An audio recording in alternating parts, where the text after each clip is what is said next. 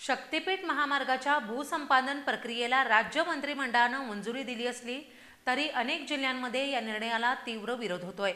विशेषतः धाराशिवमधील शेतकऱ्यांनी जमीन देण्यास स्पष्ट नकार दिला असून तुळजापूर तालुक्यात यामुळे चक्क झटापटीची परिस्थिती निर्माण झाली आहे।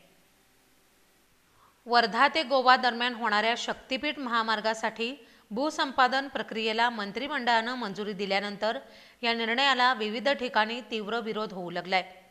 धाराशिव जिल्ह्यातील शेतकऱ्यांनी जमीन देणार नाही अशी स्पष्ट भूमिका घेत आंदोलनाचा पवित्रा घेतलाय।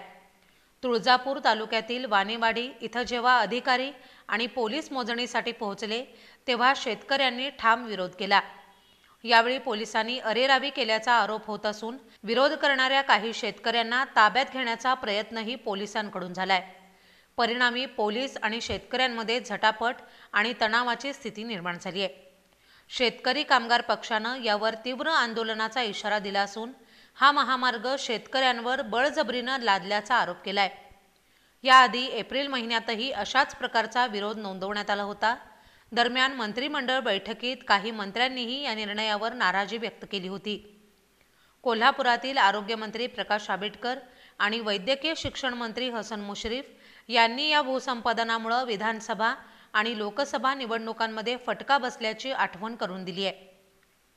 महायुतीचा ड्रीम प्रोजेक्ट असलेल्या या महामार्गावर सरकार ठाम असलं तरी स्थानिक पातळीवर वाढत चाललेला असंतोष नजरेआड करता येणं शक्य नाही।